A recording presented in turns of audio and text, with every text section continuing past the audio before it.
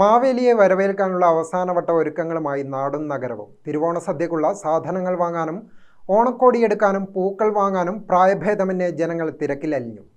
ശനിയാഴ്ചയാണ് ഉത്രാടപ്പാച്ചൽ, ഞായറാഴ്ച പൊന്നിൻ തിരുവോണം. എല്ലാ പ്രേക്ഷകർക്കും ഗ്രാമികയുടെ ഓണാശംസകൾ.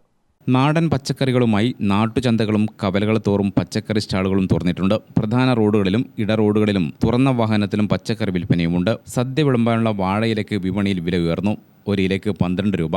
ഒരു മാസം മുമ്പ് 4-5 രൂപയായിരുന്നു. സംസ്ഥാന സർക്കാർ വിപണിയിൽ ഫലപ്രദമായ ഇടപെടലാണ് നടത്തിയത്. വിലക്കയറ്റം പിടിച്ചു നിർത്തി. സപ്ലൈകോയുടെ 14 ജില്ലാ ചന്തകളിലും 77 താലൂക്ക് ചന്തകളിലും നിയമസഭാ മണ്ഡല ചന്തകളിലും വലിയ തിരക്കാണ്. കൺസ്യൂമർ ഫെഡിന്റെ നേതൃത്വത്തിലും സഹകരണ ചന്ത പ്രവർത്തിക്കുന്നു. സർക്കാരിന്റെ 13 സബ്സിഡി സാധനങ്ങളും മറ്റ് നിത്യോപയോഗ സാധനങ്ങളും വലിയ വിലക്കുറവിൽ ഇവിടെ കിട്ടും. 200ഓളം സാധനങ്ങൾക്ക് ആകർഷകമായ ഇളവുമുണ്ട്. സപ്ലൈകോ ചന്ത 5 മുതലും സഹകരണ ചന്ത 6-നും ആരംഭിച്ചിരുന്നു. കൃഷി വകുപ്പ് 2000 പച്ചക്കറി ചന്ത തുറന്നിട്ടുണ്ട്. ഇവിടെ പച്ചക്കറിക്ക് 30% വിലക്കുറവുണ്ട്. കർഷകരിൽ നിന്നും പൊതുവിപണിയേക്കാൾ 10% അധിക വില നൽകി സംഭരിച്ച പച്ചക്കറികളാണ് കൂടുതലും. കുടുംബശ്രീ നേതൃത്വത്തിലും സംസ്ഥാനത്തുടനീളം ചന്തകൾ ആരംഭിച്ചിട്ടുണ്ട്. എല്ലാ ചന്തകളും ശനിയാഴ്ച സമാപിക്കും. 7500 ടൺ പൂക്കളാണ് കേരളത്തിന്റെ പാടങ്ങളിൽ നിന്ന് വിപണിയിലേക്ക് എത്തിയത്. മിൽമ 125 ലക്ഷം ലിറ്റർ പാലും അധികമായി വിതരണത്തിനെത്തിച്ചു.